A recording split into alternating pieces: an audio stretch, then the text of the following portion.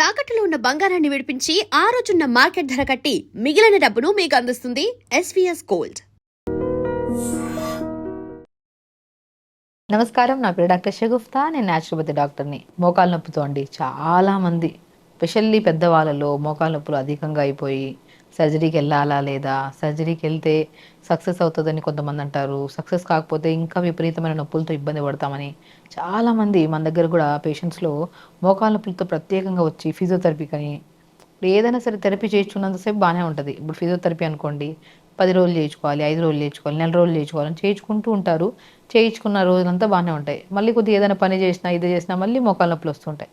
అసలు మోకాలు నొప్పులు రావడానికి గల కారణాలు ఏంటి, మోకాలు నొప్పులు వస్తే ఎలాంటి రెమెడీస్ చేసుకుంటే పర్మనెంట్గా మనం మోకాలు నొప్పులు తగ్గించుకోవచ్చు, దాని గురించి క్లుప్తంగా తెలుసుకుందాం.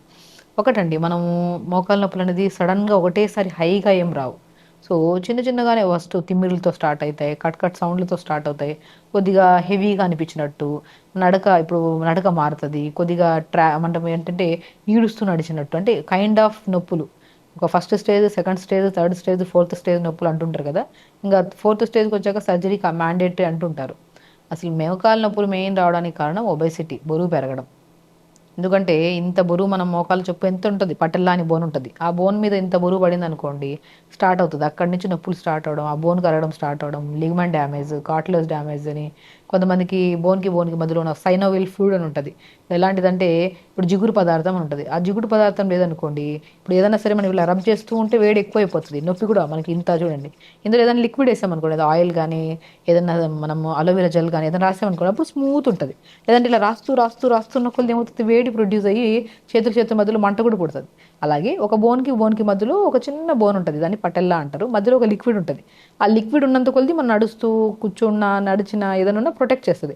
ఆ గుజ్జు ఎప్పుడైతే తగ్గిపోతుందో, గుజ్జు ఎప్పుడైతే మనకి తగ్గిపోవడము లేదంటే సైడ్కి వెళ్ళడము, అప్పుడు ఏమవుతుంది, బోన్కి మధ్యలో ఇలా రబ్బింగ్ ఎక్కువైపోయి హీట్ అయిపోయి మంట, కూర్చుకున్నట్టు అనిపించడం, డిస్కంఫర్ట్గా అనిపించడం, ఇవన్నీ జరుగుతాయి.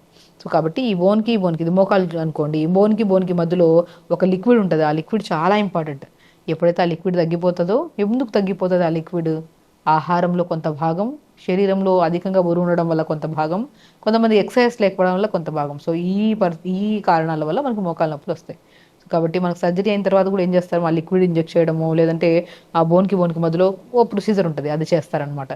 అది చేయించుకుంటే కొన్ని రోజులు కూర్చోవద్దు కిందన, కొన్ని రోజులు మనం జాగ్రత్తగా ఉండాలని చెప్తూ ఉంటాం. ఆ ప్రికాషన్స్ తీసుకోకపోవడం వల్ల సర్జరీ చేసాక కూడా సక్సెస్ కాక చాలామంది ఇబ్బంది పడుతుంటారు. కాబట్టి ఇలాంటి డౌట్స్కి మోకాలు నొప్పులు మెయిన్ రావడానికి కారణం ఏంటి, ఒకటి 80% బరువు. సో బరువును మనం మ్యాక్సిమం మెయింటైన్ చేసుకోవాలి. చాలామందిలో బరువు అధికంగా ఉండిపోవడం అనేది ఆడవాళ్ళలో ప్రత్యేకంగా మోకాలు నొప్పులు చాలా అధికంగా ఉంటాయి. ఎందుకంటే డెలివరీస్ అయిన తర్వాత, మెనోపాజ్ టైంలో కొద్దిగా క్రేవింగ్స్ ఎక్కువైపోవడము, లేదంటే ఫుడ్ అనేది ఎక్కువగా తీసుకోవడము, లేదంటే టైం దాటిన తర్వాత తినడము. మ్యాక్సిమం మోకాలు నొప్పులు ఉన్న వాళ్ళలో 70 to 80% అధిక బరువు ఉండడం వల్ల అంటున్నాం కదా. ఈ అధిక బరువు కూడా తినడం వల్ల వచ్చిందా అంటే తినడం వల్ల కాదు, తినకపోవడం వల్ల వచ్చిన అధిక బరువు ఇది. పొట్ట బ్లోట్ అయిపోవడం, గ్యాస్ లాగా ఫామ్ అయిపోయి టైంకి తినకపోవడం, పొద్దున టిఫిన్ 10 గంటలకు తినడం, లంచ్ 2 గంటలకు తినడం, డిన్నర్ వచ్చాక 10-10:30కు తినడం, ఇలాంటి హ్యాబిట్స్ ఉంటే బరువు అధికంగా కాదు, ఇంకా ఎక్కువ పెరిగిపోయి మోకాలు నొప్పులే కాదు, ఇంకా విపరీతమైన నొప్పులు కూడా వస్తాయి. కాబట్టి మనం వెయిట్ని మెయింటైన్ చేసుకోవడం మెయిన్ మనకి మోకాలు నొప్పులు తగ్గడానికి చాలా యూజ్ అవుతుంది అనమాట. ఎలాగ వెయిట్ తగ్గించుకోవాలంటే కొద్దిగా మెంతులు, కొద్ది సోంపు, జీలకర్ర, ఈ 3 అద్భుతమైన ఇంగ్రీడియంట్స్ బరువు తగ్గించడానికి. మెంతులు 1/2 స్పూను, జీలకర్ర 1/2 స్పూను, సోంపు ఉంటే సోంపు 1/2 స్పూను. వీటిని నైట్ ఒక 250 to 300 ml వాటర్లో నానబెట్టి పొద్దున్న లేచి 1/2 నిమిషం మరిగించుకోండి. ఇదే వాటర్లో పుదీనాకులు, పదాకులు, మునక్కాయ ముక్కలు అద్భుతంగా పనిచేస్తాయి.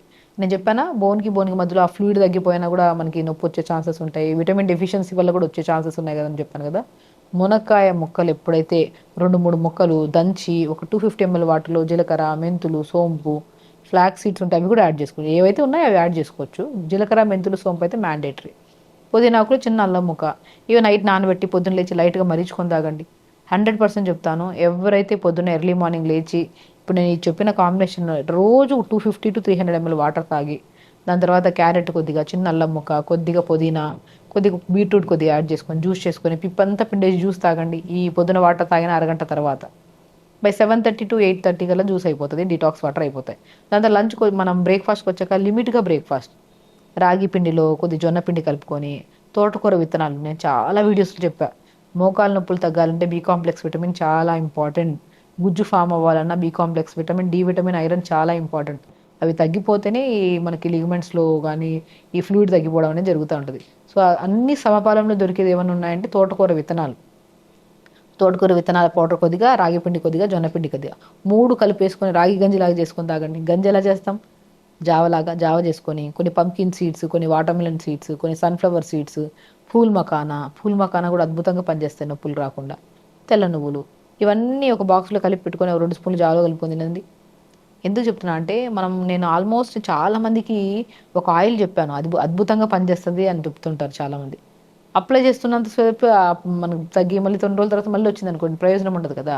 మనం తీసుకుంటున్న ఆహారంలో బలం ఎక్కువగా ఉండి దాని తర్వాత ఈ ఆయిల్ అప్లై చేసామనుకోండి, మోకాళ్ళ నొప్పులు పర్మనెంట్ సొల్యూషన్ అనమాట.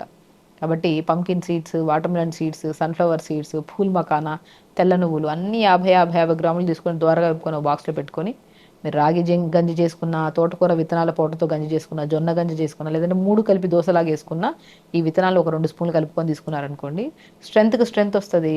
మీరు తీసుకుంటున్నది మోకాళ్ళ నొప్పులకి అయితే దానివల్ల మనకి బరువు ఉంటే బరువు తగ్గడానికి యూజ్ అవుతుంది. లో క్యాలరీస్ ఫుడ్ కాబట్టి స్ట్రెంత్కి కూడా చాలా యూజ్ అవుతుంది. అండ్ వెయిట్ తగ్గి బోన్స్ స్ట్రాంగ్ అయ్యి మజిల్ కూడా హెల్తీగా ఉంటుంది. కాబట్టి జావాలు ఎలాగ తీసుకొని లంచ్కి వచ్చాక ఒక పట్టు బ్రౌన్ రైస్ దొరుకుతాయి కదా, ఆ బ్రౌన్ రైస్, ఎక్కువ కూరలు, ఆకుకూర ఫ్రై తీసుకోవడం, ఎర్లీగా డిన్నర్ మనం డిన్నర్ కూడా 9, 9:30, 10 తింటే డైజెషన్ అవ్వక నిద్ర సరిగా రాదు. దానివల్ల కూడా నొప్పులు వచ్చే ఛాన్సెస్ ఉంటాయి. కాబట్టి ఎర్లీగా డిన్నర్ 6-6:30 కల్లా డిన్నర్ చేయడం.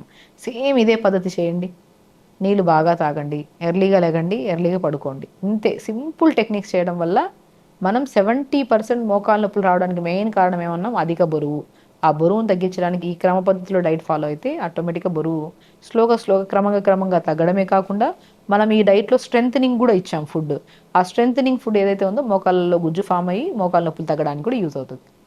కాబట్టి అలా తీసుకోవడం. సాయంత్రం పూట మునక్కాయ ముక్కలు, సొరకాయ, బీరకాయ, టమాటా కొద్దిగా ఇంకేమైనా ఉంటే బ్రొకోలీ అవన్నీ వేసి కొద్ది వాటర్ వేసి కొద్ది పసుపు వేసి కుక్కర్ కానీ గిన్నె కానీ పెట్టేసి ఒక 3-4 నిమిషాల తర్వాత తీసి అంతా స్మాష్ చేసి సూప్ తాగండి.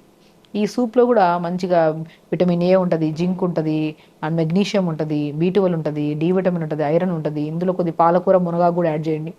అన్ని సంపూర్ణ విటమిన్స్ ఉంటాయి. కాబట్టి ఇది రాత్రిపూట మనం డిన్నర్ లాగా తీసుకున్నాం అనుకోండి, బరువుకు తగ్గుతాము.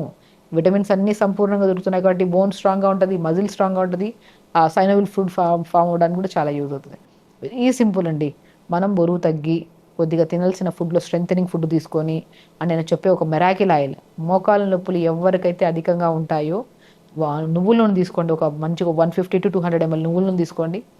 50 grams వాము పువ్వు అని దొరుకుతుంది, ఆయుర్వేద షాప్స్లో దొరుకుతుంది, ట్రై చేయండి. వాము పువ్వు, పుదీనా పువ్వు, కర్పూరం, ఈ మూడుని 150 to 200 ml నువ్వుల నూనెలో వేసేసి, వాముదం నూనెలో కానీ నువ్వుల నూనె కానీ వేసిన వెంటనే డైల్యూట్ అయిపోతుంది. అప్పుడు ఘాట్ వచ్చేస్తుంది ఆయిల్ని మోకాళ్ళ కింద భాగంలో, పై భాగంలో మంచిగా అప్లై చేసుకోండి. ఇది అప్లై చేసే ముందు ఒక ఐస్ ముక్కని, అవిసె విత్తనాలు ఉన్నాయి కదా ఇంట్లో, అవిసె విత్తనాలని పౌడర్ చేసేసుకోండి. 1 గ్లాస్ నీళ్ళలో అవిసె విత్తనాల పౌడర్ 1 స్పూన్ వేసి కలపండి. కలిపి ఒక ఐస్ ట్రేలో మొత్తం వాటర్ వేసేసండి. ఐస్ క్యూబ్ అవుతుంది కదా, అవిసె విత్తనాలతో చేసిన ఐస్ క్యూబ్ని మోకాళ్ళ చుట్టూ భాగంలో ఎక్కడ నొప్పులున్నా, మీకు షోల్డర్ పెయిన్ ఉందా, ఎల్బో పెయిన్ ఉందా, జాయింట్ పెయిన్స్ ఉన్నా, ఎక్కడ పెయిన్ ఉన్నా అవిసె విత్తనాల పౌడర్తో చేసిన ఐస్ క్యూబ్ని తీసుకొని మంచిగా నొప్పున్న చెట్టులో రాసేసుకొని ఒక తడి క్లాత్తో తుడిచేసి, దాని తర్వాత నేను చెప్పిన వాము పువ్వు, పుదీనా పువ్వు, కర్పూరం ఈ నువ్వులను వేసేసుకొని కలిపేసి ఆ ఆయిల్ని బాగా అప్లై చేయడం స్టార్ట్ చేయండి.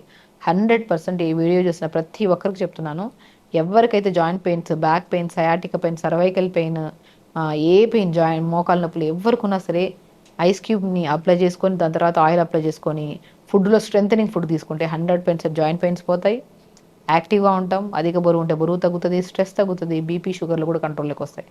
మనం ఆహార నియమాల్లో తీసుకోవాల్సిన జాగ్రత్తలు ప్రాపర్గా తీసుకొని, తొందరగా పడుకొని, తొందరగా లేచి, గట్ని క్లీన్గా ఉంచుకొని, ఆలోచనలు పాజిటివ్గా ఉండి, మనం చేసే ప్రతి పని మన శరీరంలో ఉన్న ఆ సమస్యను తగ్గించడానికన్నా పాజిటివ్ థింకింగ్తో చేస్తే 100% ఆ సమస్య తగ్గుతుంది. అండ్ హెల్దీగా ఉంటాం, యాక్టివ్గా ఉంటాం. సో ఖచ్చితంగా చేయండి. హెల్దీగా ఉండండి, హ్యాపీగా ఉండండి. నమస్కారం.